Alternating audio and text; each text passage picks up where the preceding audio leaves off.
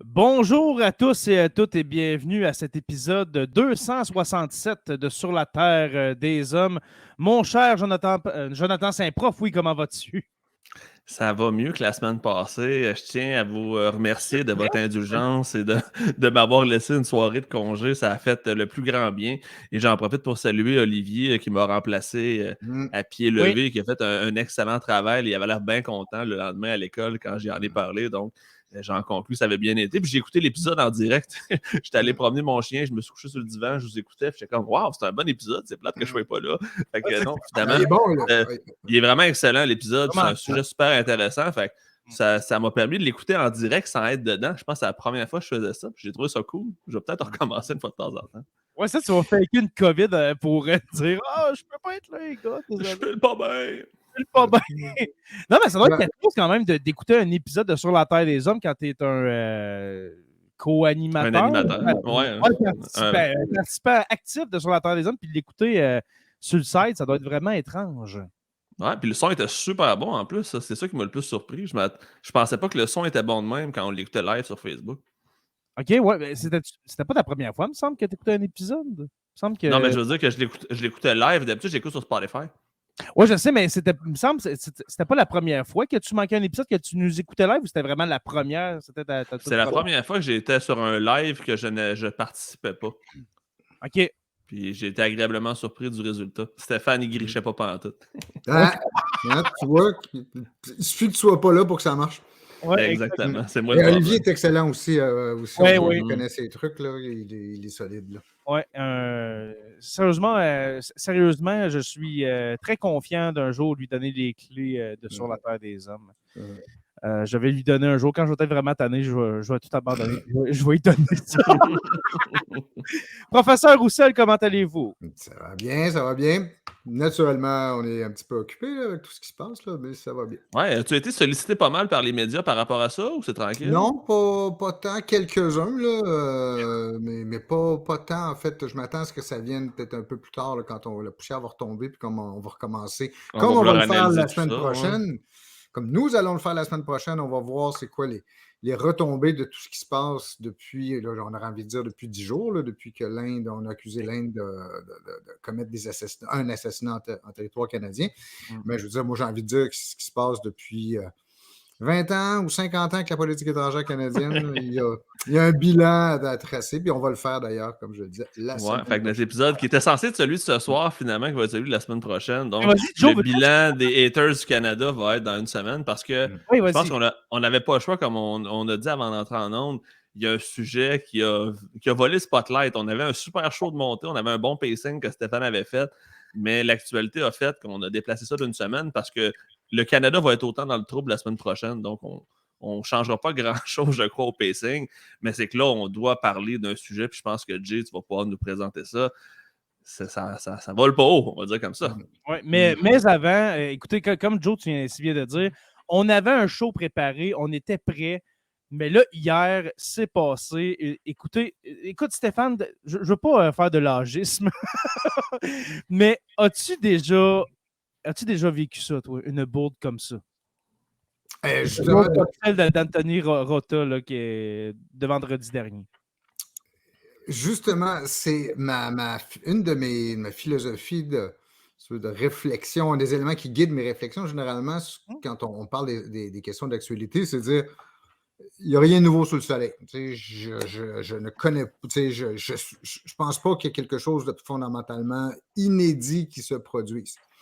Ceci étant dit, depuis hier que je me casse la tête à essayer de trouver une gaffe qui serait comparable à celle-là, il y aurait des exemples. Je peux vous donner quelques exemples ici. Oui, je suis curieux de savoir qu'est-ce que tu considères comme aussi pire que d'amener un nazi au Parlement canadien. Juste le dire, je racontais ça à mes jeunes aujourd'hui, puis je riais en le disant, je suis comme, j'arrive pas à croire qu'en 2023, je vous raconte que quelqu'un a été assez lunatique pour amener un nazi connu de 98 ans et qu'on l'acclame tout le monde sans que personne ait une idée à quelque part dans le processus que c'était peut-être pas une bonne idée. J'en reviens toujours pas. Un geste de Pee-wee ignorant. Regarde, tous les qualificatifs sont bons. Là, Écoutez, les synonymes de l'ignorance, sortez-les toutes. Là, on va faire un concours. Sortez-moi des synonymes d'ignorant, s'il vous plaît, ceux qui sont live avec nous. C'est parti pendant que Steph, tu nous... Je suis vraiment curieux de savoir qu'est-ce que... On fait un top 3, top 5, on peut faire un number 5. Les pires gaffes diplomatiques du Canada.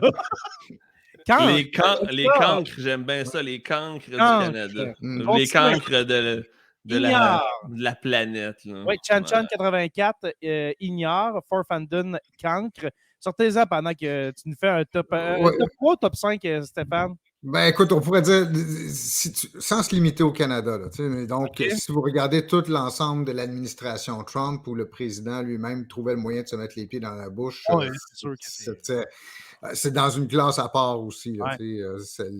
Dans les anciennes qui s'est produite, là, il n'y a personne qui va s'en souvenir, mais la Société des Nations en 1935, le Canada était membre de la Société des Nations, l'ancêtre des Nations Unies, et les instructions du délégué canadien étaient de ne rien dire, ne rien faire. Moins souvent on parle de lui, mieux c'est, parce que le gouvernement canadien ne voulait pas se retrouver aspiré dans les conflits et les problèmes internationaux. Et quand l'Italie envahit l'Éthiopie en 1935, le gars, il trouvait le moyen de s'ouvrir la bouche puis de dire « Hey, si on mettait un embargo sur le pétrole en direction de l'Italie », et les gens se sont mis à appeler ça la sanction canadienne. Le premier ministre était en furie. C'était Mackenzie King à l'époque, celui qui voulait justement, comme que le Canada passe inaperçu sur la scène internationale. Celui qui parlait aux fantômes, là? Ouais, Mackenzie King, ou entre autres, qui avait des petites tendances spiritistes. Un peu weird. Ben, c'est comme Franklin Delano Roosevelt qui avait un astrologue pour l'aider à prendre ses décisions. Ça sera un autre sujet complètement. Malade. L'autre gouvernement qui a été très maladroit en politique étrangère, c'est celui de Diefenbaker, John Diefenbaker, donc gouvernement conservateur à la fin des années 50, du début des années 60, qui s'est empêtré, mais dès le début, en fait, de son arrivée, il s'est empêtré sur toutes les questions de défense qui étaient sur son chemin, que ce soit la question de la formation du NORAD, qu'il a signé sans trop savoir de quoi il s'agissait, que ça créait une institution qui plaçait une partie de l'aviation canadienne sous commandement américain. Il s'est empêtré aussi sur la question des armes nucléaires, disant que le Canada n'en voulait pas, mais qu'il a quand même acheté des missiles qui devaient contenir des armes nucléaires. Il s'est fait traiter de menteur par le secrétaire d'État américain. Il s'est fait traiter de son of a bitch par le président américain. Il y en a quelques-uns dans notre histoire. C'était quoi? C'était Johnson ou c'était Kennedy? Kennedy à l'époque. OK. Kennedy qui traite de son of a bitch. Wow. En fait, il ne l'a pas traité ouvertement comme ça. Kennedy, il y avait une rencontre entre Kennedy et Diefenbaker avec leurs conseillers. Kennedy prenait des notes. Et la délégation américaine, je ne sais pas, ils ont oublié de ramasser tous les papiers. Fait que les notes que Kennedy avait prises sont restées dans le bureau de Diefenbaker. Puis là, c'est là qu'ils ont vu SOB. Wow! Ça, OK, mais ça aussi, c'est quand même pas pire. C'est clair. Oh, ouais.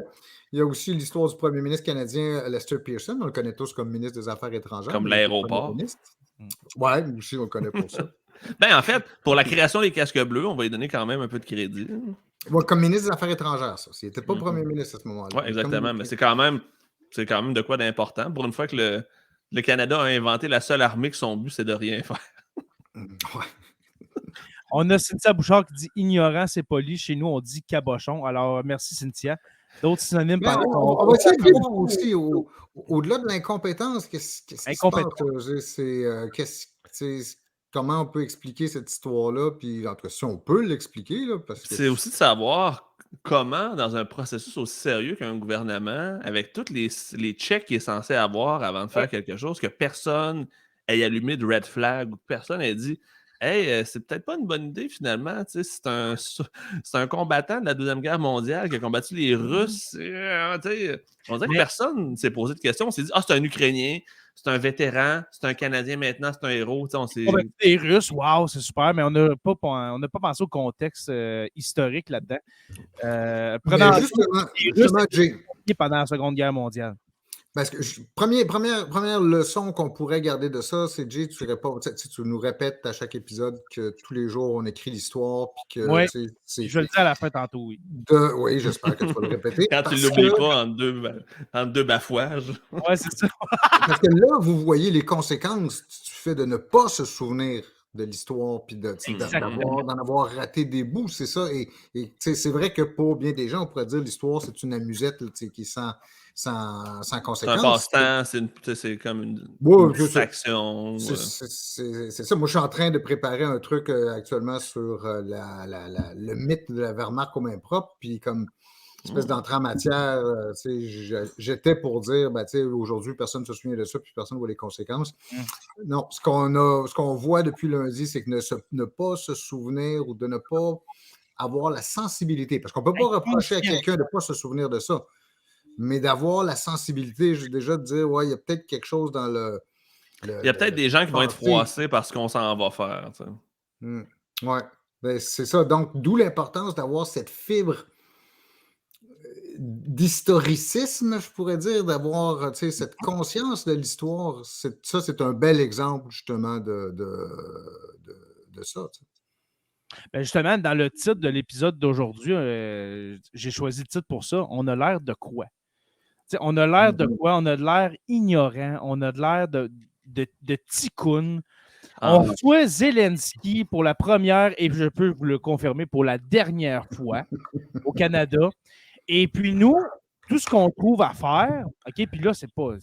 On s'entend, c'est Anthony Rota. Là, mais reste que c'est le gouvernement du Canada et par association tout le Canada au complet. Puis là, on va parler tantôt du rôle du gouvernement libéral dans cet incident-là, parce que moi, je crois qu'il devrait y avoir des vérifications, soit de quelqu'un du bureau du PM pour voir la fameuse liste, qui va être là, parce que là, on se rend compte que si un nazi, on s'entend qu'il y a 98 ans, là, il n'allait pas faire un Heil Hitler, puis on s'entend, là, 98 ans, comme je dis à mes élèves aujourd'hui, il y en a plus de fait de qu'est-ce qu'il reste à faire. C'est les plus belles années sont derrière lui.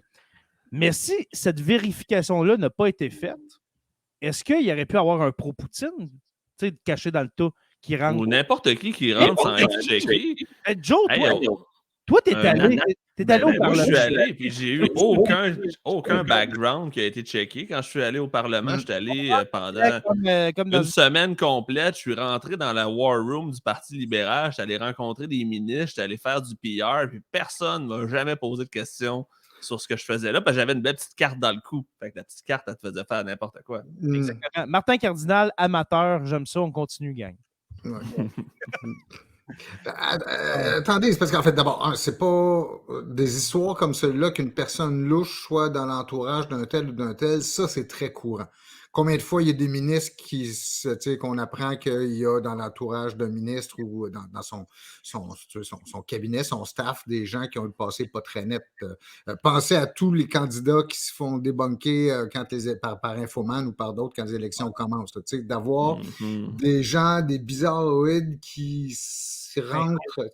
C'est arrivé autour de Trudeau lui-même quand il était le fameux voyage Halloween quand il était allé en Inde là où on se souvient de ces vêtements. C'est le même genre de gaffe en fait. Hein? Ça ressemble un peu au même principe. Ça vient nous montrer à quel point on est une belle gang de cabochons mais devant tout le monde. Tantôt, on a le temps. Excuse-moi, ça fait tantôt. On a le temps, mais on va sortir les gaffes du gouvernement Trudeau tantôt. Une à une depuis 2015. Vas-y, Stéphane. J'allais en sortir une, donc je vais me retenir, je vais attendre. Non, mais là, vas-y, on pourrait le faire tout de suite. Regarde, on a du fun. C'est un épisode. Il n'y a pas vraiment de planning, c'est ça. Non. On discute sur la situation qui nous a fait réagir et qui m'a donné du contenu pour une demi-période aujourd'hui. Parce que ce que tu parles, Joe, le voyage en Inde qui était de 2017, je pense. Oui, au tout début de son mandat. Là. Il est arrivé un autre incident, mais qu'on a complètement oublié à cause du fait qu'on rit de l'histoire des vêtements, c'est que dans une réception comme ça, il y a quelqu'un vraiment de très louche qu'on pouvait considérer comme associé à certains mouvements extrémistes ou radicaux qui a trouvé le moyen de se faire inviter par l'ambassade canadienne à New Delhi puis de se faufiler. Puis ça, c'est pas des choses inhabituelles. Parce qu'ensuite, a posteriori, on a toujours tendance à dire au moins une vérification minimale, aller voir par exemple le Facebook de cette personne-là, le fil Twitter. Mais bon, il y a une page Wikipédia. ce monsieur-là. Au nom de cet homme-là? Oui! Non, mais je pense qu'elle a été faite après, par exemple, il faut faire attention. Ouais, c'est ça. Je pense qu'elle a été écrite après ou pendant l'événement ou dans les jours suivants.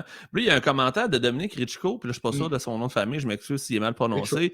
On parle de Pierre Poilievre. Pierre Poilievre, il était dans un convoi de camionneurs, il était avec des gens du mouvement là, qui veulent faire un nouvel État blanc anglophone dans l'Ouest. Je ne me rappelle jamais c'est quoi le nom. Diagolon, je pense. Je pense que oui, Diagolon, c'est des gens de Diagolon. Diagolon, puis des trucs comme ça, qui étaient avec des gens de l'extrême droite.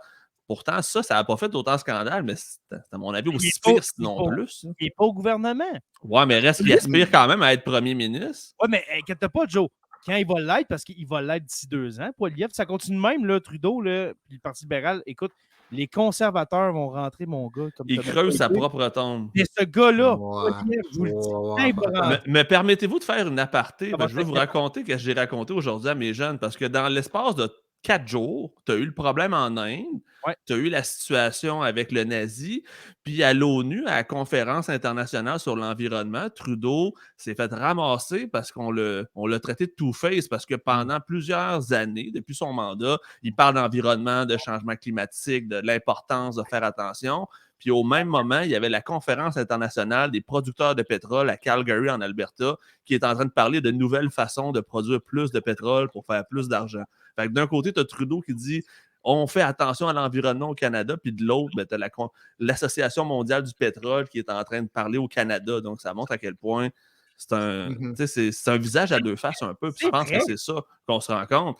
Puis c'est ce qui va y faire mal, puis c'est ce qui fait mal au Parti libéral. Moi, je pense qu'il y a des gens au Parti libéral qui doivent se dire si on ne veut pas que Poilievre passe, il va peut-être falloir commencer à penser à le remplacer. Je suis convaincu qu'il y a des discussions présentement. Oui, c'est assez avancé. Le navire prend l'eau, puis peut-être changer de capitaine pour savoir comment traiter la brèche dans le coq, ce serait une bonne idée. Okay? Parce que là, en ce moment, là, Mélanie Joly là, est sur le téléphone. Là. Okay? C'est clair, elle fait du damage control. Puis elle, là, c'est l'enfer. Là. Ouais. Mais Vladimir Poutine, c'est le gagnant dans tout ça. Lui qui dit depuis le début qu'il veut dénazifier l'Ukraine, puis on s'en va planter un nazi devant Volodymyr Zelensky. La propagande russe présentement sur Internet, c'est ridicule. On a même fait à croire que le Canada avait fait un timbre avec la face de ce nazi-là. Donc, les fils officiels, là, le ministre, c'est Petsky, je pense, le ministre là, ou le porte-parole du Kremlin, là, je ne me rappelle jamais c'est quoi son nom, il a fait une publication comme de quoi que le Canada avait fait un thème pour honorer ce nazi-là. Fait qu'on est rendu là dans la propagande. Puis ceux qui ne se posent pas de questions vont dire « Oh my God, le Canada a fait un thème sur un nazi. » Puis ils vont prendre ça comme du cash. Donc, ça a donné des munitions à la machine russe sans bon sens. Puis ça vient de mettre Zelensky dans le trou parce qu'on vient de dire que finalement, oui, il y a des nazis en Ukraine, on les présente au Canada puis on les applaudit. Tu sais. C'est la combinaison de tous ces facteurs-là, dans le fond. Que d'abord, une personne qui a appartenu à une organisation considérée comme criminelle, parce que on va en parler tantôt, je pense, Joe, donc de Jay, pardon, sur les qu'est-ce que c'est les SS dont on parle. Ben oui, on a un petit cours d'histoire sur pourquoi c'est si important de ne pas l'avoir dit que c'était un nazi. Ouais. Et ensuite, que ça se fasse dans l'enceinte du Parlement canadien. Déjà, c'est difficile d'aller plus haut politiquement. Puis troisièmement, en présence d'un chef d'État étranger qui est controversé, qui est au milieu d'un conflit et qu'on cherche à honorer. Tu mets tout ça ensemble, c'est sûr que tu as une combinaison parfaite. Là, pour n'importe qui veut détruire ou qui veut faire du mal. Puis là, Stéphane, je me posais la question, est-ce que c'est la première fois qu'un président en guerre vient faire un discours à la Chambre des communes? Oh non, Winston Churchill, c'est un président. Winston Churchill qui est venu en 1943. OK, tu vois, les jeunes me l'ont demandé, puis je l'ai dit, je pense que c'est la première fois depuis le traité de Westminster, mais tu vois, là, j'avais oublié Churchill, fait que je vais corriger ça demain, mais en même temps, ça montre que c'est quand même de quoi de rare qu'un président en guerre prenne le temps de venir s'adresser au Canada, puis que nous autres, on l'accueille avec un nazi. Je trouve ça tellement gênant. Mais je pourrais dire, à la limite, il n'était pas formellement président, mais presque tout comme. C'est Charles de Gaulle qui est venu ici aussi en 1942. Il était chef de la résistance, on va dire comme ça. On savait que ça s'enlignait vers ça, mettons. En tout cas, même si les Américains n'étaient pas très d'accord, mais oui, ça. Exact. Ben, tu sais, comme tu as dit, tu as fait un post, je crois, Joe, hein, c'était justement vendredi dernier. C'était parfait, là. Pour vrai, c'était vraiment... Moi, j'étais inspiré. Trudeau, son discours était excellent. C'était pas déplacé. C'était vraiment très, très positif, support, on est là, on est du bon côté de l'histoire. J'aimais vraiment qu'ils les répètent. Le Canada est du bon côté. Ceux qui se disent que c'est pas vrai, c'est vous autres le problème. Si on n'est pas derrière l'Ukraine, on laisse un boulier un pays, puis on ne sait pas ce que ça va donner après. Fait que, tout était parfait jusqu'à ce moment-là. C'est comme si le Canada, on ne pouvait pas faire de quoi de bien du début à la fin. Il fallait qu'on scrape le moment qu'on avait. On était sur le spotlight international, puis après ça, le lendemain, tous les médias du monde nous ont ridiculisés parce qu'on n'est pas capable de faire quelque chose comme du monde. Parce que moi, je ne l'ai pas vu live. Je l'ai vu par après, mais je ne m'en suis pas rendu compte tout de suite. Toi, Joe, quand tu l'as écouté live, hein, c'est ce que tu me disais hors d'onde. Ouais, je l'ai écouté en direct. J'étais en train de faire des trucs à l'école. Je m'étais mis ça comme bruit de fond pendant qu'on avait une journée PE vendredi. Puis, j'ai pas réagi automatiquement, mais j'ai fait.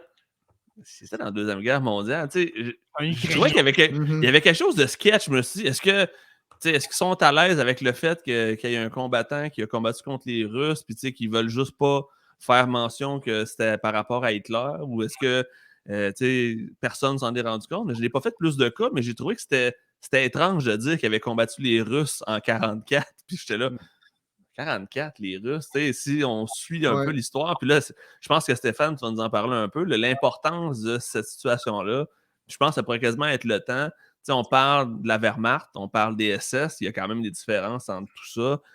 C'est donc de nous démêler pourquoi, Steph, dans le fond, c'était peut-être encore pire qu'un simple nazi qu'on a amené au Parlement canadien. OK. Dans le fond, qu'est-ce que les SS? C'est quoi cette organisation-là? En fait, expliquer peut-être son vécu un peu, c'est qui, puis dans le fond, le contexte, pourquoi que l'Ukraine s'est ramassée avec les nazis, peut-être aussi nous expliquer en quoi tuer des Russes à l'époque, c'était important pour les Ukrainiens et pourquoi, dans le fond, ils ont décidé de faire, je vais dire, une alliance avec les nazis pour libérer leur pays. Merci, mon Farfanden. OK.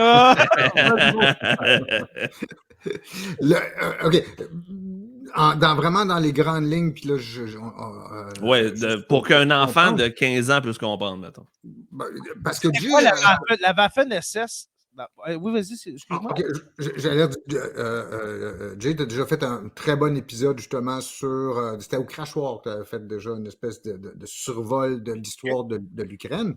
Si on part donc du. Tu me l'apprends. Tu me l'apprends, je m'en souviens plus. Ah oui, c'était excellent. Au Crachoir, oui. Ça fait longtemps qu'on ne m'a pas invité au Crachoir. Je pense qu'il ne m'aime plus. Mais non. Si Martin écoute. On va leur faire le message. Donc, au moment où, en fait, après la Première Guerre mondiale puis la formation de l'Union soviétique, l'Ukraine se retrouve dans les années 20, donc intégrée à l'Union soviétique, donc dans le pays dominé par la Russie. Il y a un certain nombre de personnes en Ukraine, il y a un mouvement nationaliste très fort qui réclame donc que l'Ukraine devienne un pays indépendant.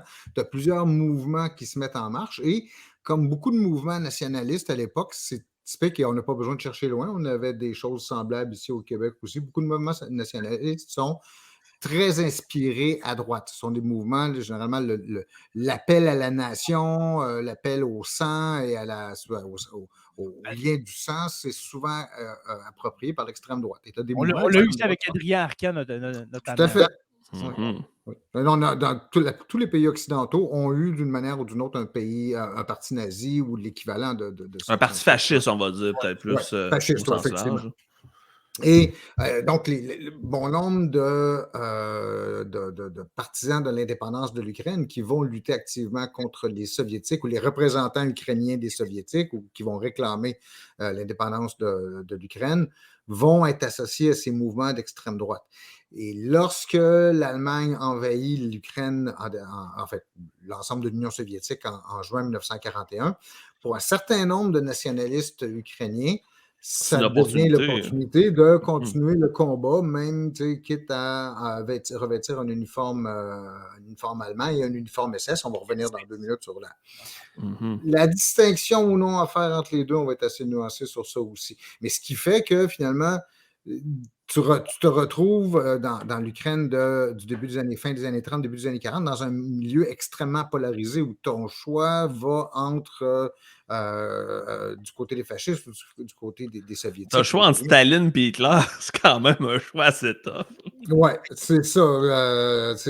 Historiquement parlant, là, c'est un choix impossible. On peut comprendre. Puis moi, Stéphane, j'ai une question juste avant qu'on continue. Est-ce qu'on peut comparer justement ce mouvement nationaliste-là en Ukraine avec la Finlande, qui était quand même, je veux dire, alliée de l'Allemagne nazie, mais qui était littéralement opposée aux Russes, qui n'étaient pas nécessairement nazis, mais qui avaient besoin d'aide contre l'envahisseur russe? On pourrait-tu faire un parallèle entre les deux, tu penses? Jusqu'à un certain point, mais comme le point qu'on atteint assez rapidement, dans la mesure où, même si tu avais un gouvernement autoritaire en Finlande, ils ne sont jamais tombés dans les excès du Oui, ils n'ont jamais fédéralisme. porté l'uniforme du SS, c'est vrai. Ouais. Non, il y a même, vous allez me dire, bon, les avions, par exemple, le matériel finlandais portait une svastika, mais qui était différente de celle des Allemands, était à plat plutôt que comme giratoire là, pour celle des Allemands. Mais quand même, donc par exemple, ils ne sont pas tombés dans l'antisémitisme à outrance. Je dis ça, puis j'ai aucune idée de la communauté juive telle qu'elle existait en Finlande à l'époque, mais je pense qu'ils ne sont jamais tombés là-dedans. Alors qu'en Ukraine, l'histoire a été sanglante du début à la fin, c'est-à-dire à la fois sous le régime soviétique, tu vas avoir une volonté de briser tout mouvement de résistance puis le mouvement nationaliste du côté des Soviétiques. Et quand les Allemands attaquent en juin 1941, ben, ils vont commettre en Ukraine des crimes absolument épouvantables. Je veux dire, ça va être ce qu'on appelle souvent la Shoah par balle, c'est-à-dire l'exécution de toute la communauté juive. Ça va être l'exécution de tous ceux qui sont associés aux Soviétiques. Très rapidement, au régime communiste. Très rapidement, tu as des excès absolument épouvantables qui sont faits, là, puis tu as des villages qui sont entièrement massacrés. Pour les Allemands, les Ukrainiens n'ont pas une très grande valeur. C'est un peuple slave, là, ça reste un peuple inférieur à la race aryenne, si on veut. Et c'est juste après la défaite de Stalingrad, quand déjà les SS, notamment la direction SS, cherche à chercher le maximum de troupes possibles, ben, ils vont recruter dans tous les pays occupés. Et même dans les camps de prisonniers, ce qui va faire que notamment, je pense qu'au moins, on a le cas de 6 ou 8 Canadiens qui vont servir dans la Waffen-SS au cours de la guerre. Mais ils vont recruter partout où ils peuvent, puis sous tous les prétextes qu'ils peuvent, et ce qui va faire qu'un certain nombre d'Ukrainiens vont se laisser tenter par cette solution-là. Mais ils vont être de ce fait associés et ils vont jusqu'à un certain point en commettre eux-mêmes des crimes qui sont absolument épouvantables. Je reviendrai peut-être là-dessus, mais il y a une division SS composée de Russes, d'Ukrainiens, je pense, de Polonais ou de gens qu'on a... De Tchèques, probablement aussi. Hein. Parce que écoute, c'était la Galatie qu'on appelle, c'est la région, dans le fond, comme Jay vient de montrer, entre la République tchèque, l'Ukraine et la Pologne, une espèce de point central en plein milieu. Hein. Où est-ce qu'aujourd'hui la ville de Lviv, justement? Oui, exactement. Ukraine, ouais. Mais avant d'en arriver là, juste dire qui sont ces gens-là, parce que Joe, tu posais la question tantôt, avant de les condamner, prenons la mesure de l'ampleur du crime, puis en fait, il arrive pas mal dans le palmarès des plus grands criminels de l'histoire de l'humanité. Malgré tout, mettons, malgré l'intention de se libérer, c'était un beau prétexte pour essayer de justifier des crimes injustifiables. Oui, là, je te parle de l'organisation SS pour l'instant. Là, si on rentre dans... il y a beaucoup de spécialistes qu'on entend au cours des derniers jours faire des nuances entre cette unité de Galiciens, de Galicie, et l'ensemble. Mais parlons de l'organisation SS. Qu'est-ce que c'est d'abord?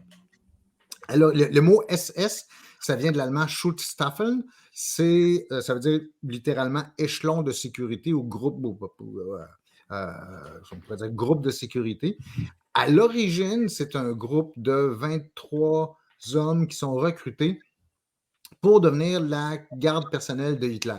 Il commence en 1923, il y a une éclipse après. C'est bodyguard, on va dire. Littéralement, ceux qui sont chargés d'assurer la sécurité de Hitler. L'organisation va grossir. Au fur et à mesure que le parti nazi prend de l'expansion en Allemagne, ben, ils vont prendre de l'expansion aussi. L'image qu'on voit actuellement, donc ces rangs de soldats habillés en noir avec le brassard nazi, ce sont des SS. Les SS se distinguent notamment par leur uniforme noir. Hugo ça veut se distinguer Hugo d'une Boss, autre. ouais, c'est exactement ce que je m'en allais dire. Très souvent dessiné par Hugo Boss, ou en tout cas, pas nécessairement produit par Hugo Boss, mais Hugo Boss va beaucoup contribuer à l'imagerie, aux uniformes. Parce que, tu sais, je veux pas sonner zéro pro SS, mais l'uniforme leur donnait une prestance impressionnante. C'était vraiment... C'est un peu c'est un costume qui leur donnait un personnage intimidant, on va dire comme ça. C'est comme uniforme. Là, Exactement. Quand tu vois je veux dire, un escadron complet de SS, ça devait faire vraiment son effet dans un village ou dans une ville. Fait que, on peut comprendre aussi l'effet SS, on va dire. Le paradoxe, c'est qu'en fait, pourquoi ils ont adopté cet uniforme noir-là? Au tout début, c'est parce qu'ils voulaient se distinguer d'une autre organisation nazie qui était particulièrement dérangeante, qu'on appelait les SA, les Sturmabteilung, donc qui étaient les sections d'assaut, qui, eux, on les connaît sous le nom de chemise brune. Alors, c'est pour éviter de porter du brun que les SS sont mis à porter du noir, pour se présenter comme étant, si on disait, si les SA, c'est la troupe, les SS, c'est la garde d'élite. C'est ça. Donc, c'est aussi... ils voulaient se distinguer en étant aussi, je veux dire, la meilleure des deux, puis c'est ce qui va arriver éventuellement quand on va chasser les SA. Et donc, cette organisation-là, qui est créée en 1923 et qui prend de l'ampleur avec l'expansion du parti nazi en Allemagne, va prendre tellement, elle va éventuellement supplanter l'autre organisation dont je parlais, la SA. Notamment, les SS vont se débarrasser des chefs de la SA au cours de ce qu'on appelle la fameuse Nuit des longs couteaux en 1934, en juin 1934. Et l'organisation va continuer à grossir, mais au point où, moi, dans un texte, j'appelle ça une aberration bureaucratique. C'est-à-dire que l'organisation SS va prendre tellement de place dans toutes les sphères de l'appareil d'État allemand. Ils vont d'abord, à partir de la prise du pouvoir de Hitler en 1934, graduellement, dans un processus qui va s'étaler jusqu'en 1936, ils vont prendre le contrôle ou la place de tous les organes de sécurité en Allemagne. Police, y compris police criminelle, police dans les gares, police de la route, tout passe sous le contrôle de ce qu'on appelle la Reichsführung SS, donc le commandement SS qui est assumé par un bonhomme qui s'appelle Heinrich Himmler. Et cette organisation, elle grandit, elle atteint le stade où il reste encore une institution de l'État ou une institution de sécurité de l'État qu'elle n'a pas réussi à phagocyter encore ou à s'emparer, c'est l'armée. Et la manière la Wehrmacht. La Wehrmacht, qui est l'armée régulière allemande, qui est l'héritière d'une tradition qui est beaucoup plus ancienne que les nazis, c'est l'héritière donc de l'armée prussienne, avec tout le poids de l'histoire qui vient avec. Puis l'armée allemande se considère comme étant en marge de l'État et qu'elle peut vivre, c'est-à-dire d'avoir sa propre vie sans nécessairement se mêler de politique. C'était comme deux organisations différentes, on va dire. L'armée et les SS, c'était deux groupes qui étaient dirigés par la même personne, mais qui n'avaient pas les mêmes idées. Tu parlais tantôt de la Prusse. La Wehrmacht, c'est les descendants d'Otto von Bismarck. C'est ceux qui étaient pour l'unification de l'Allemagne, puis qui ont été pendant longtemps, je vais dire, les pacificateurs d'une région qui était en conflit depuis presque toujours en Prusse et compagnie. Donc, c'est pour ça aussi qu'il y a... Il y a beaucoup de réguliers qui étaient soldats, mais qui ne se disaient pas nazis parce qu'eux, ils étaient soldats de la Wehrmacht. Là, on embarque dans un autre sujet, mais... Oui, parce que c'est un autre sujet très controversé. Oui, effectivement. L'armée allemande s'est couvert après la Deuxième Guerre mondiale en disant « Nous, on n'a jamais commis de crime, c'est les SS qui ont commis des crimes. » Exactement, c'est ça que je voulais dire. C'est totalement faux parce que l'armée allemande a du sang sur les mains aussi. Mais revenons à cette organisation, donc les SS, c'est que pour compétitionner cette institution extrêmement forte puis qui a des prétentions à l'indépendance puis qui s'appuie sur une très longue tradition, à savoir l'armée allemande, ils vont se militariser à leur tour. C'est-à-dire qu'ils vont s'organiser d'abord sur la base de régiments puis ils vont graduellement, avec l'appui des dirigeants nazis, obtenir de se faire octroyer des armements de plus en plus lourds, des mitrailleuses, des canons, des véhicules. Et ils vont constituer des régiments qui vont pouvoir être envoyés au combat.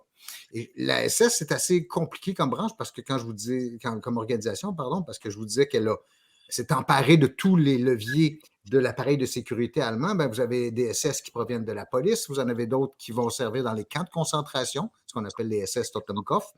Vous avez des SS, ce qu'on appelle les SS à vocation générale qui peuvent être appelés pour faire différentes tâches.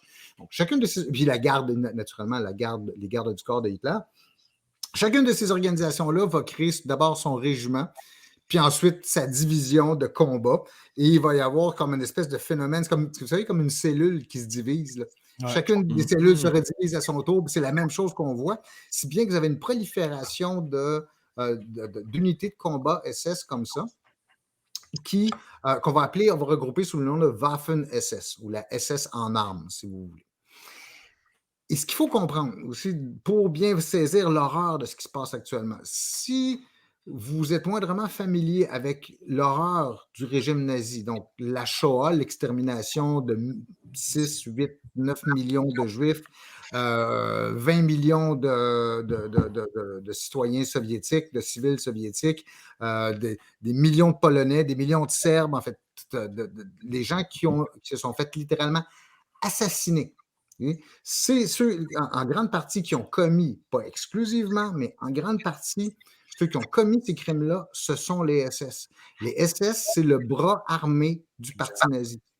Hitler ou d'autres dirigeants nazis vont donner des ordres d'exécuter la communauté juive, d'exécuter tous les ennemis politiques du régime. Mais il y a quelqu'un qui tient le pistolet. Il y a quelqu'un qui va appuyer sur la gâchette. Mais ça, ce sont plus souvent qu'autrement les SS. Et cette organisation-là, elle a une réputation en fait, ses crimes sont tellement épouvantables qu'en 1945-46, lors du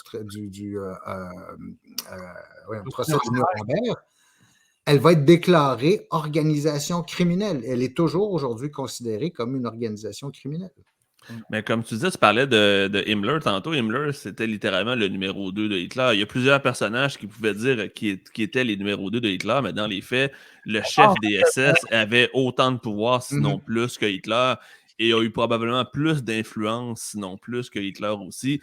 Et on avait aussi un certain Heydrich qui était à ses ordres, qui était, je veux dire, le numéro 2 de la DSS, qui a été le monstre de Prague. Donc, tu avais aussi des personnages dans les SS, surtout dans les hauts rangs, qui avaient des idées probablement aussi détraquées, sinon plus, que Hitler. Donc, ils ont voulu pousser encore plus la machine d'extermination avec des idées tout aussi atroces les unes que les autres. Donc, c'était, comme tu dis, c'est littéralement des monstres. Là. Ouais. Gardez ça à l'esprit, en fait, que cette organisation-là est probablement une des organisations criminelles parmi les pires de l'histoire de l'humanité. Non seulement à cause de l'ampleur des crimes qui ont été commis, mais aussi en raison des motivations, parce qu'on a tué des gens pour leur religion, pour leur apparence physique, pour la couleur de leur peau, pour la langue qu'ils parlaient. C'était ça le mobile du crime. La déshumanisation. Totalement. Et comme tu le dis, Joe, en plus, il y a des moyens, parce que les SS vont employer des moyens industriels. Il y a la Shoah par balle, c'est-à-dire on exécutait des gens à coups de pistolet ou à coups de mitrailleuse. Dans des trous gigantesques où on demandait aux gens de se coucher par-dessus le cadavre des autres et ainsi de suite, puis on remplissait le bord d'une falaise, on alignait des Juifs sur le bord d'une falaise, on leur tirait une balle qui tombait dans un... Et vous avez naturellement aussi les camps de concentration, c'est la mort industrielle. Littéralement, on organise des usines de mort. Tout à fait. Tout comme on a des usines pour monter des voitures ou pour faire des vêtements, ben vous avez des usines de mort où il s'agit de tuer par des moyens industriels. C'est pour ces trois raisons-là, à la fois l'ampleur du crime, les motivations puis les moyens, que je considère que cette organisation-là est probablement parmi les pires organisations criminelles de l'humanité. Pour ceux et celles qui nous écoutent et qui auraient le goût d'en savoir un peu plus, il y a un film qui est disponible sur Netflix sur la vie de Adolf Eichmann, qu'on considère comme l'architecte de la Shoah, justement, des camps de concentration et compagnie, où on voit la Shoah par balle, où on voit tout ce qui a été mis en place, la logistique derrière ces usines de la mort-là. Et il s'est sauvé ensuite en Amérique du Sud à la fin de la guerre. Il a été rattrapé par Israël, il a été jugé. Donc, on peut avoir sa vie, mais c'est qu'on voit aussi les crimes qu'il a fait. Et c'est d'une froideur incroyable à quel point on a pu, de façon brutale et cruelle, simplement penser à la mort comme étant une business. Comment je peux tuer le plus de monde possible, le plus simplement possible aussi. La mort bureaucratisée. Et là, pour revenir à notre histoire... Oui, excuse-moi. C'était juste pour dire de trouver des façons non cruelles pour les gens qui tuent. On ne pensait pas aux gens qui se faisaient tuer, mais pour que les soldats SS qui tuent, que ce soit moins traumatisant pour eux, comment on pourrait tuer le plus de monde possible sans traumatiser les gens qui tuent. On pensait vraiment pas aux victimes. C'est ridicule, ça aussi. Pour revenir dans l'histoire, donc pour revenir à ce monsieur en particulier, ce Jaroslav Hunka, c'est ça, je me souviens son nom? Hunka, oui, qui faisait partie de la Waffen-SS division Galicie, que justement, tantôt je vous montrais l'image, mais juste l'expliquer, c'était l'emblème. Oui, ça c'est l'emblème de cette division de Galicie. C'est drôle, Farfanden et moi, on avait une discussion à propos de l'aigle qu'on voit au-dessus de l'emblème divisionnaire, là, qui est l'aigle qui tient la svastika. Mais bref, quand je vous disais que la SS et la Waffen-SS en particulier, c'est des aberrations bureaucratiques, c'est-à-dire une espèce de monstre bureaucratique qui grossit au-delà de toute, sans aucune considération ou au-delà de toute possibilité. Pour augmenter donc les effectifs de la Waffen-SS, de la SS en armes, parce que les SS ont un problème. Himmler a un problème. C'est plus difficile pour lui de recruter en Allemagne parce que la loi donne à l'armée la préséance pour recruter les jeunes Allemands, pour l'amener dans l'armée. Donc, c'est plus difficile pour lui de recruter en Allemagne. Il va aller chercher dans tous les pays occupés, comme je vous l'ai dit un peu plus tôt, des gens qui vont souvent de force, bien souvent aussi de gré, donc ils vont conscrire dans des unités. Et souvent, c'est des unités nationales. Par exemple, la division de SS français s'appelait la division Charlemagne. Vous avez la division SS Italisch, qui sont composées d'Italiens, et ainsi de suite. Vous avez des brigades et des divisions comme ça. La division Galicie, donc le territoire qui est aujourd'hui partagé entre la Pologne et l'Ukraine, on va recruter dans l'ouest de l'Ukraine des soldats, généralement des Ukrainiens, mais il faut avoir d'autres communautés qui sont représentées aussi. Et on va former la 14e division SS, la division Galicia, pour... D'abord, en fait, le premier rôle de ces unités-là, c'est ils servent à chasser les partisans. Chasser, donc, les combattants irréguliers qui agissent derrière les lignes allemandes. Et il y en a quand même beaucoup dans ces régions-là. Elle va être formée en 1943 et elle va être déployée en 1944, d'abord dans des missions de sécurité en arrière, puis éventuellement, elle va être envoyée sur le front, ou comme bien d'autres unités comme celle-là, va se faire laminer par l'avancée des Soviétiques. Et là, le débat qu'on a aujourd'hui, maintenant, le débat fin qu'on retrouve entre les spécialistes, c'est savoir jusqu'à quel point cette unité-là a participé à des crimes de guerre. Et Joe, je m'avise que tu es sur ton... Ouais, c'est ce que je viens de voir en disant, mais c'est pas grave, je t'ai pas coupé. Au moins, je m'en ai juste dit, c'est une grosse prémisse pour revenir à notre idée principale, mais en même temps, ça explique vraiment l'importance du geste qui a été posé. C'est qu'on sait que les atrocités ont été commises. Ce monsieur-là a été dans la gang, qui en ait commis ou non. Rendu là, on ne saura jamais. Même personnellement, c'est pas ça le point. Là, exactement, c'est ce qu'il représente surtout. Ça serait impossible de prouver quoi que ce soit, parce que là, je vous ai envoyé tantôt une capture d'écran de nouvelles disant que la Pologne, le premier ministre, l'extradition de Jaroslav Hunka. Je ne sais pas si ça va se faire. Le monsieur a 98 ans, il peut mourir demain matin. Il est tranquille à Nordby, puis il est caché depuis 60 ans. Il est à Nordby. Écoutez, ceux qui ne sont pas de l'Abitibi-Témiscamingue, écoutez, c'est à 2 heures de route de chez nous. OK, Nordby. Ouais, j'y vais 2 fois par année à peu près. Il est à Nordby. Il est là depuis les années début 50, fin 40, début 50. Ça fait 70 ans qu'il est là. Mais disons 2 choses là-dessus à propos de cette nouvelle qui est sortie aujourd'hui, comme quoi la Pologne exigerait l'extradition de Jaroslav Hunka. Deux trucs à garder à l'esprit. D'abord, les Polonais, visiblement, sont très prompts. Le gouvernement polonais est très prompt à réagir sur toutes les nouvelles qui le touchent depuis un bout de temps. Il y a cette querelle sur les blés ukrainiens, donc sur l'exportation de blé ukrainien qui est en train de casser les prix sur le marché polonais, si bien qu'il y a une crise entre les deux. Pourquoi les Polonais, le gouvernement polonais est aussi prompt à réagir à tous ces trucs-là? Ben, dites-vous un truc, le 15 octobre, il y a des élections en Pologne. Et qu'à ce moment-là, ce gouvernement qui est très à droite, qui est très nationaliste, certains disent l'extrême droite, là, je ne connais pas assez la politique polonaise pour me prononcer, mais disons, ce gouvernement très à droite joue précisément sur des images de nationalisme comme ça. Il s'appuie sur une bonne partie des électeurs qui sont dans les régions rurales. Donc, pour le gouvernement qui s'en va en élection, ben, ne pas réagir aurait été impossible. Il y a ça. Puis deuxièmement, ce qui va être intéressant de voir là-dessus, c'est est-ce que le gouvernement polonais a un dossier d'ouvert sur cette personne-là? Peut-être qu'on apprendrait qu'il est accusé d'avoir commis des crimes ou être associé à des crimes. Actuellement, pour ce qui est public, est-ce que j'ai vu, on ne le sait pas, c'est lui personnellement a fait ça. Mais comme on disait tantôt, ça ne change rien au fait qu'il est associé à une organisation criminelle. Mais la requête de la Pologne va probablement nous obliger pour aller investiguer un peu plus là-dessus. C'est quoi cette Je voulais juste revenir. Tantôt, je vous parlais qu'on avait fait de la propagande russe là-dessus. L'ambassade russe de partout dans le monde présentement, toutes les ambassades russes sur les réseaux sociaux partagent une fausse image du faux timbre que je vous disais qu'on commémorait le nazi en question. Fait que ça n'a pas été long que ça a été repris. Et pour les gens qui sont déjà des tankies pro-Poutine, c'est du bon monde. Exactement. Fait qu'on a donné littéralement sur un plateau d'argent des arguments à Poutine pour justifier son intervention, puis peut-être convaincre des gens qu'effectivement, il y a des nazis en Ukraine, puis que c'est une bonne affaire de les dénazifier. Fait qu'en plus de tout ça, il y a des conséquences pour les Ukrainiens sur le champ de bataille présentement aussi. Oui. Incroyable. Puis le pire, c'est que jamais Vladimir Poutine n'aurait pensé qu'une telle offrande... Que Justin il fasse un cadeau. Ouais. Ça n'a aucun bon sens. Si on revient à ça, là, ça n'a aucun bon sens d'en arriver là. Est-ce que le côté historique, Stéphane... Oui, j'allais sur autre chose.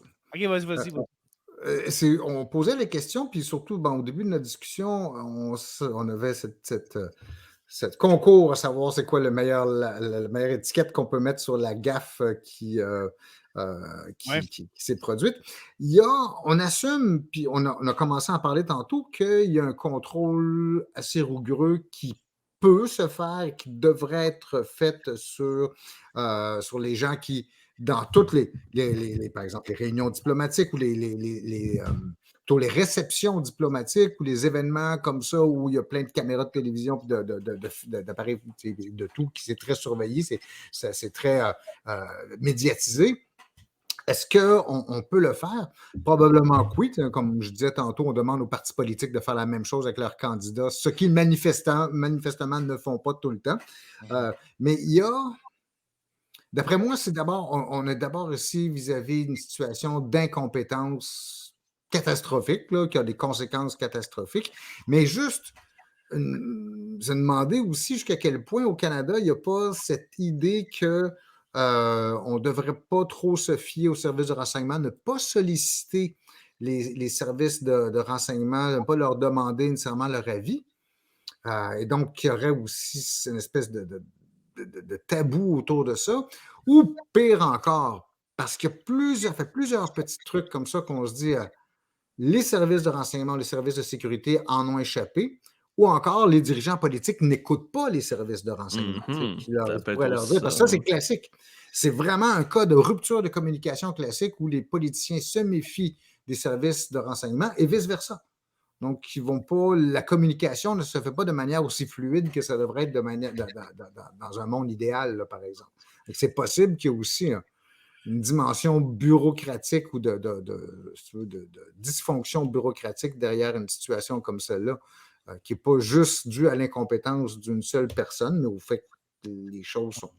Parce qu'il y a des fuites, on dit, comme par exemple l'histoire de l'Inde, sur laquelle on va revenir la semaine prochaine, le conflit avec l'Inde. Si Justin Trudeau s'est levé en chambre pour annoncer cette situation-là, c'est en bonne partie parce qu'on disait qu'il allait avoir des articles dans les journaux le lendemain, notamment un article du Globe and Mail, qui allait faire état de cette situation-là. Il fallait qu'ils prennent les devants. Soit que c'est quelque chose d'orchestré, ou soit qu'il devait prendre les devants. Mais ça signifie, encore une fois, qu'il y a des fuites au niveau des services de renseignement, qu'il y a quelque chose qui ne fonctionne pas. Ou qu'il y a des journalistes qui sont vraiment bons pour aller chercher de l'information.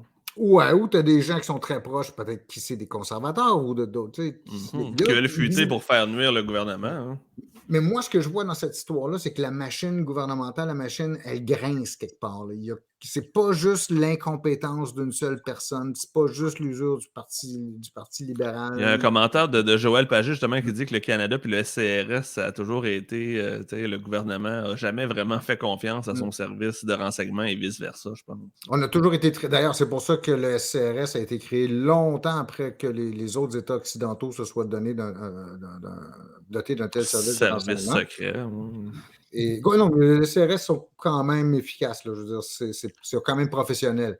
Mais il y a, au plan politique, beaucoup plus je pense, de frilosité à l'égard d'un système comme... D'ailleurs, c'est pour ça qu'il y a de très grandes limitations sur le CRS. Entre autres, on est un des rares États où c'est interdit de faire de l'espionnage à l'étranger, où c'est interdit de récolter des données sur les par exemple, c'est interdit de récolter des données sur les citoyens canadiens. Ah ouais. C'est pour ça d'ailleurs que souvent on demande aux autres, on peut donner un petit coup de fil à la CIA. Aux Américains. Vous écoutez ce numéro de téléphone-là ou allez voir. Au Canada, on est gentil. Hein? Oui, mais il y a donc une forme il y a une forme d'angélisme qui fait qu'on ne verra pas nécessairement les signaux d'alarme comme on a dû voir dans ce cas-ci. C'est pas juste la faute il y a une faute énorme de la part de Rota, mais... Ouais, ben justement, est-ce qu'il a bien fait de démissionner selon vous? Est-ce que c'était la chose à faire? Ben oui.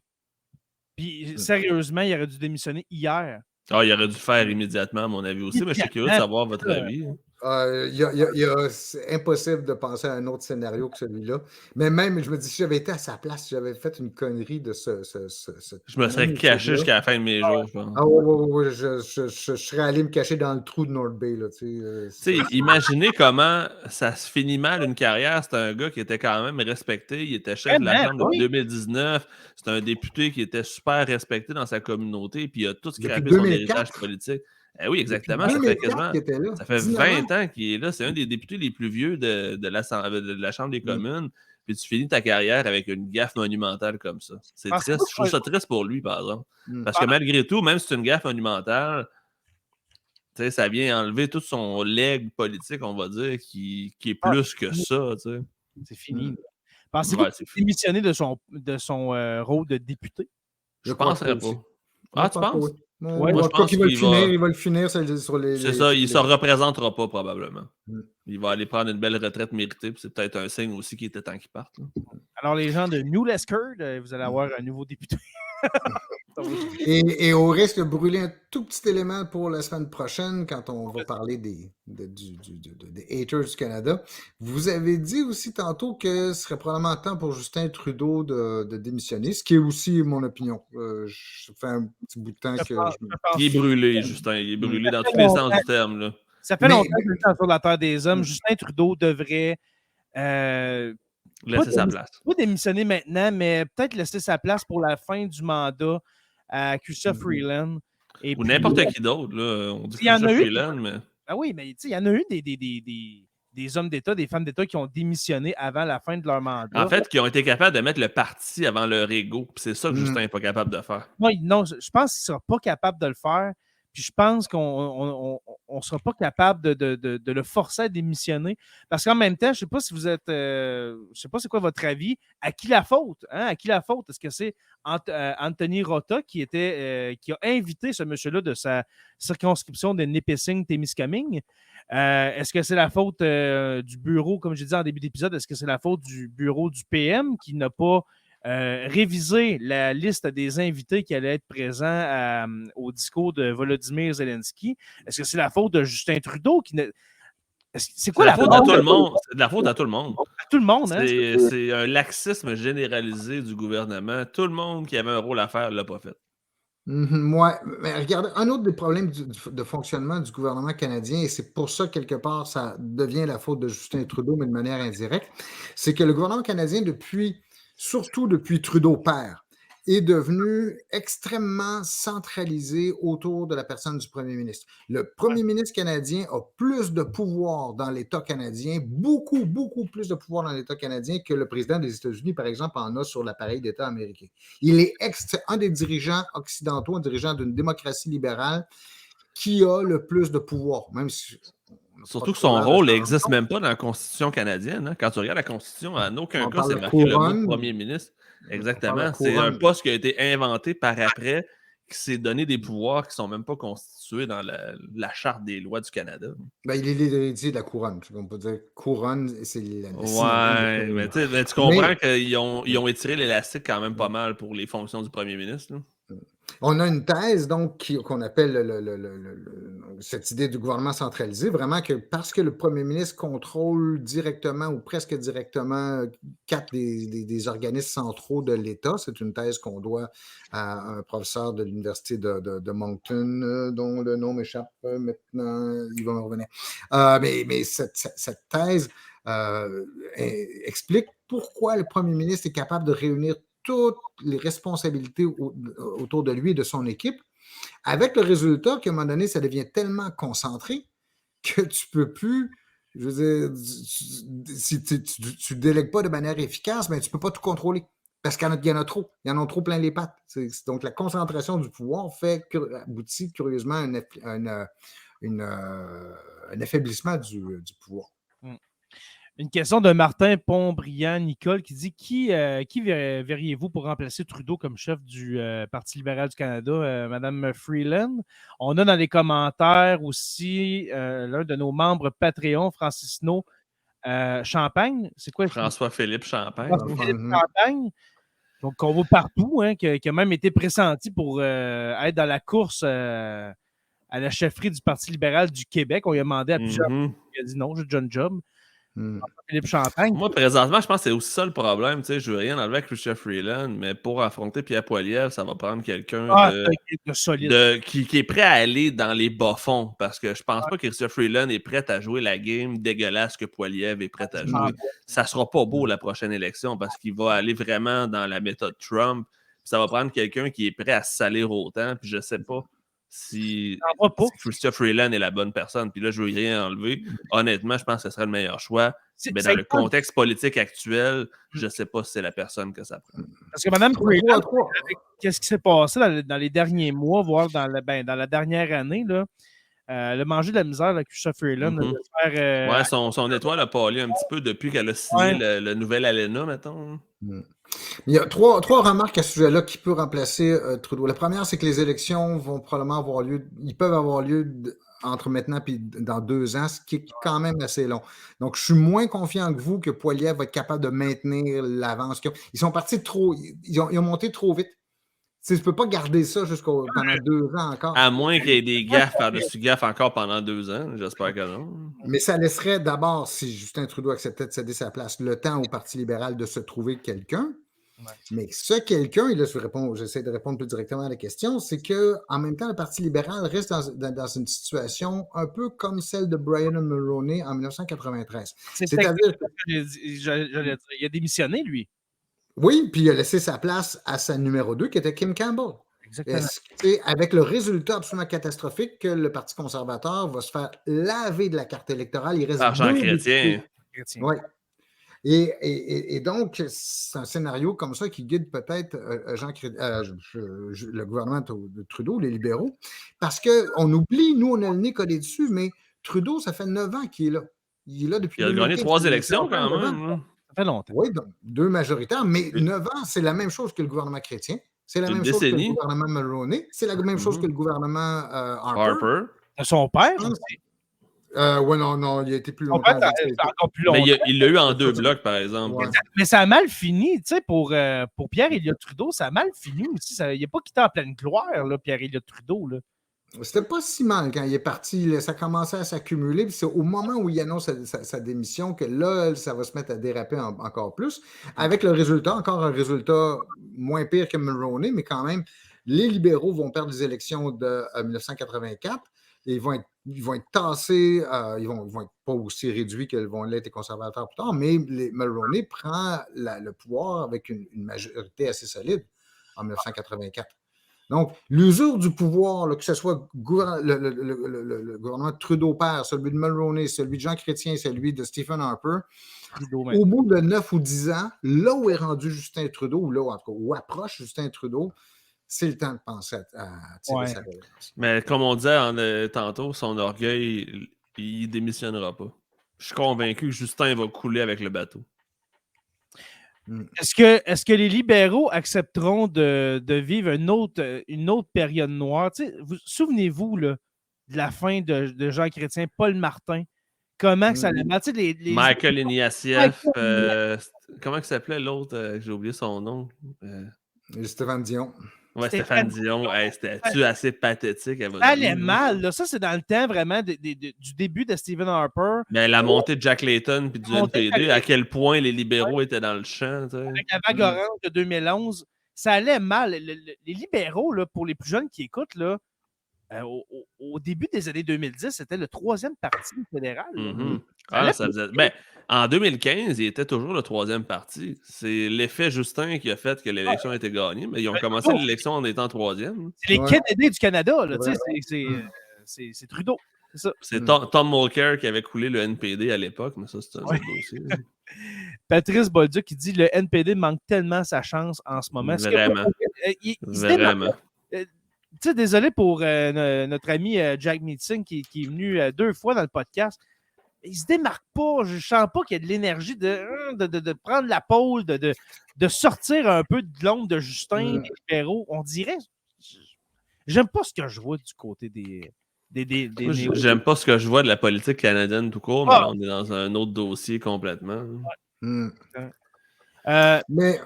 Oui, vas-y, excuse-moi. J'allais dire qu'on va voir, on va relativiser un peu certaines de ces choses-là la semaine prochaine. On va voir qu'il y a d'autres facteurs qui jouent contre le Canada, entre autres sur la scène internationale. Puis je me dis, est-ce qu'on est mieux avec un mauvais choix de démocratie ou une bonne vieille dictature comme en Chine puis en Russie? J'aime mieux Justin que Vladimir ou Xi Jinping. Ouais. On salue Mao. Tu vas dire la même chose de Poilievre? Hey, bon boy, là, tu m'embarques dans un dossier glissant. Je suis prêt à le dire tout de suite, ça serait mon pire cauchemar pour le Canada. Ce serait pire que Stephen Harper. J'ai pas de honte à le dire. Ceux qui vont voter pour Pierre Poilievre vont voter pour Donald Trump. C'est exactement le même électorat. Et si jamais c'est le cas, ben, je perds confiance en nos institutions. Dites-vous que l'avenir est toujours pire que le passé. Je veux dire, je me rappelle, moi, du temps où je disais que le gouvernement de George W. Bush, c'était le pire. Le pire. Je pense que tout le monde s'est dit ça. Aujourd'hui, George W. Bush, il a l'air d'un gars sage à côté de Trump. Oui, exactement. Mais en revenant à Pierre Poilievre, moi, je crois que s'il y a des élections rapidement, là, je parle dans les 8 prochains mois. Il n'y en aura pas. Tu penses, mettons, une autre gaffe de même. Moi, je te garantis que l'Alliance NPD-Libéraux durera encore 2 ans. Il n'y a personne qui a intérêt à scraper cette alliance-là d'un deux. Comme tu disais tantôt, le NPD ne se démarque pas. Pourquoi donner la job à Pierre Poilievre si on peut la garder encore 2 ans? T'sais, on peut parler d'orgueil du côté de Justin Trudeau, mais on peut-tu y donner qu'il y a un moral? Je ne sais pas c'est qui son psy, là, OK? Mais il a un moral, ce gars-là, d'acier. J'aurais démissionné bien avant. Est-ce que c'est du moral ou c'est de l'ignorance? C'est-tu un peu, je veux dire, l'imbécile heureux qui n'est pas conscient de tous les problèmes qui est autour? Je ne sais pas, Joe. Quelqu'un qui a confiance dans sa capacité, peut-être pas de régner efficacement, mais d'être très efficace dans les campagnes électorales. Ouais, quelqu'un qui sait quoi dire au bon moment, peut-être. Mais en même temps, Justin s'est divorcé. Hein. Il n'y a peut-être rien d'autre à faire que de faire des gaffes. C'est arrivé en plus. C'est une blague. Moi, sérieusement, je trouve ça dommage. Mais il y a beaucoup de rumeurs. Hein. Je vais faire un peu de People Magazine. Ça aurait l'air qu'il aurait daté bien des actrices de Montréal. Oh yes. Ça, je dis rien. Joël Pagé qui dit « Je m'ennuie de la politique éthique canadienne de Brian Mulroney ». C'était un bon, ça, comme dirait mon père. On avait une bonne crise économique quand il était là, par exemple, mais ça, c'est une autre histoire. Mais par contre, c'est vrai que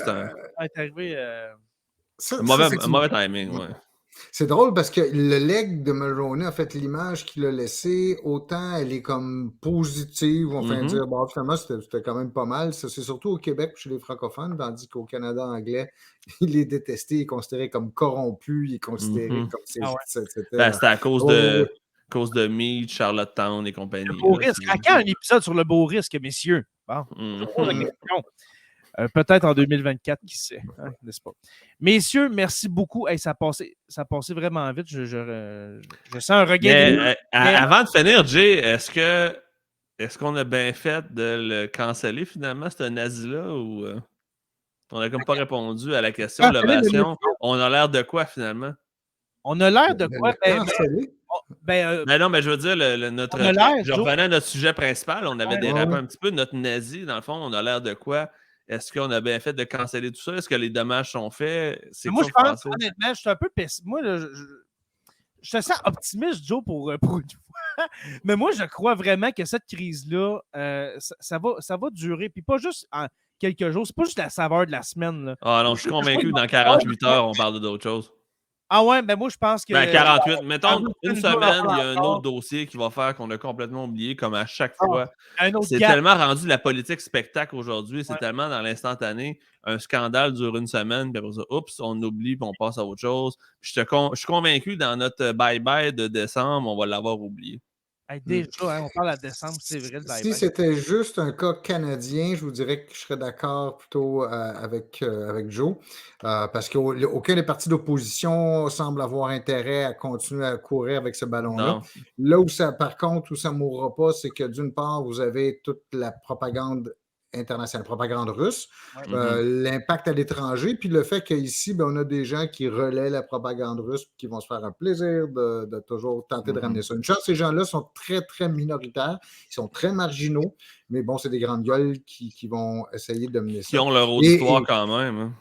Et que vous avez leur équivalent, par exemple, en France, c'est sûr que aussi cette communauté pro-russe marginale va aussi se servir de ça. Ça risque de maintenir l'histoire en vie. Mais regardez, l'histoire autrement plus bénigne, puis autrement plus ridicule, puis autrement moins dommageable que ça, qui est celle des vêtements de Justin Trudeau en Inde, aujourd'hui, on s'en souvient encore, puis on en rigole encore. Ça se peut qu'une histoire comme celle-là... À comparer ce qui s'est passé vendredi passé, c'est pas grave. C'est absolument pas grave. C'est bénin, mais ça nous reste à l'esprit. Oui, mais ça, sérieusement, là, vous trouvez pas que ça va rester à l'esprit, ça? Un dirigeant en guerre depuis presque 2 ans s'amène ici. On l'accueille avec un nazi. Non, mais il était ukrainien, ce nazi-là. Le président de ce pays-là est juif. C'est toi qui trouves que ça n'a pas de bon sens. Ah, ça n'a aucun bon sens, Jesse. La gaffe a une ampleur. C'est irréel ce qui s'est passé. C'est complètement fou. J'en reviens toujours pas. Vraiment, puis j'en reviendrai pas dans 2 semaines. En tout cas, on s'en reparlera la semaine prochaine. Je veux que tu le mettes dans le pacing, Jay. Je veux qu'on en reparle au prochain épisode où on va être rendu avec cette histoire-là. On commencera l'épisode avec ça pour voir est-ce qu'on est encore dans le nazisme où il y a d'autres choses qui est débarqué et qu'on est complètement ailleurs. Est-ce qu'on en parle encore? Parce que, honnêtement, je veux finir avec ça. Comment vous pensez que les États-Unis, pas juste les États-Unis, comment vous pensez que l'OTAN réagit à ça depuis 4 jours? Là? Donc, c'est-à-dire l'imbécile heureux canadien encore. Qui ne finance même pas assez l'OTAN de toute façon depuis le début. Vraiment, tu sais, on se demande quasiment si on a notre place dans l'OTAN. Parce que Stéphane n'a pas l'air d'accord. Vas-y, Stéphane, finis avec ça. C'est que si vous parlez justement de l'OTAN et des dirigeants occidentaux, dites-vous qu'il y a quand même une communauté de dirigeants politiques. Ils se connaissent, ils se fréquentent très souvent, ils se parlent entre eux. Et lorsqu'il arrive quelque chose comme ça, surtout quand on voit bien que c'est pas... facilement, on peut arriver à la conclusion que ce n'est pas de la faute du principal intéressé, en l'occurrence de Trudeau ici. Ils vont se dire... OK, j'ai de la sympathie pour toi. Là. Je vois ce qui t'arrive. J'aurais peur que ça m'arrive à moi aussi, que quelqu'un dans mon entourage fasse une bêtise comme c'était arrivé à toi, Justin. Donc, c'est sûr qu'en public, ils ne diront pas ça. Vous savez, il y a Jean Chrétien qui racontait une anecdote qui était absolument extraordinaire. Si vous vous rappelez, peut-être le cas, vous êtes peut-être un peu jeune, mais Jean Chrétien, dans une manifestation, était tellement exaspéré qu'il a pris un manifestant par le cou puis il l'a brassé comme c'était un prunier. Oui, c'est pas à Trois-Rivières, si je ne me trompe pas. Oui, c'est ça. D'ailleurs, il y a une bière qui a été faite qu'on appelle le Shawinigan Shake. Dans les jours qui ont suivi cet incident-là, qui a fait le tour du monde aussi, naturellement encore, il y avait une conférence avec le premier ministre japonais, Puis le premier ministre japonais, au début de leur conversation, il dit, vous savez, M. Trudeau, ce que vous avez, M. Chrétien, ce que vous avez fait l'autre jour, c'est très, très mauvais. Mais vous avez réalisé le rêve de tous les chefs de gouvernement. Francisco qui dit... Il y a une espèce de complicité. Tu sais. Ça se peut. Mais Francisco qui dit, ils vont rire de Justin en privé. Ils vont rire dans son dos, dans le fond. Ça va peut-être faire comme un running gag aussi. Là, Oujou, là, dans les dirigeants. Le gars qui invite des nazis. Hey, salut le gars qui invite des nazis. Justin, là, dans les dirigeants du G20, là, c'est un des plus anciens. Là. Oui. C'est un vétéran. Oui, absolument. Si on enlève 2-3 dictateurs qui ne sont pas élus, mettons. Les gars, Jonathan, Stéphane, encore une fois, merci beaucoup. Garde, on t'a laissé la place. Je savais de. Je trouve ça le fun quand c'est Stéphane qui me donne un cours. Ah, moi, j'adore. Mais j'ai peur de muser des fois, j'ai peur d'être. Non. De prendre trop de place parce que je suis quand même le petit nouveau. Moi, je suis la troisième roue du Moi, je suis le fou du roi. Hey, les gars, merci beaucoup. Et puis, cette conversation-là, écoutez, l'épisode 268, là, on va continuer sur cette lancée-là. Ça va ressembler vraiment à ce soir. C'est la suite, dans le fond. Si ça vous tente, vous pouvez l'écrire dans le chat. Là. Je vois des gens qui sont sur ta page, Joe, sur la page de Sur la Terre des Hommes podcast, sur le Twitch aussi de Sur la Terre des Hommes podcast, et puis aucun sur YouTube parce que, eh bien, la chaîne YouTube de Sur la Terre... est débarquée. La chaîne est débarquée. Elle a été strikée à plusieurs reprises hier soir. Pour cause de droits d'auteur, de tunes que je mettais des fois dans des épisodes. Et puis, on m'a retrouvé. Et puis, la chaîne est disparue. Alors, je vais tenter de la recréer, mais là, je ne vais pas, comme j'ai dit tantôt, hors d'onde, messieurs, je ne vais pas republier épisode 1, 2, 3, 4 jusqu'à 267. On va faire les 5-10 derniers épisodes, mettons. Là. OK, c'est vraiment la base. Là, puis on va restarter ça sur de meilleures bases. Alors, voilà. Alors, merci à tous ceux et celles qui étaient là. Alors, ça vous tente d'avoir un deuxième live. C'est les membres Patreon qui ne seront pas contents, peut-être. Mais ça vous tente qu'on soit encore live sur ces différentes plateformes. Juste à écrire oui en commentaire et puis on va regarder ça à tête reposée en fin de soirée comme ça pour voir si ça vaut la peine qu'on revienne live devant vous. Alors, Jonathan Saint-Prof Dillepierre, merci beaucoup. Grand plaisir comme d'habitude. Très heureux de te revoir. Ah, moi, je suis content d'être là, honnêtement. Ça commence à être ça. Là. Et puis, professeur Roussel, encore un énorme merci. Ben, merci de m'avoir. Merci vraiment, merci, Steph.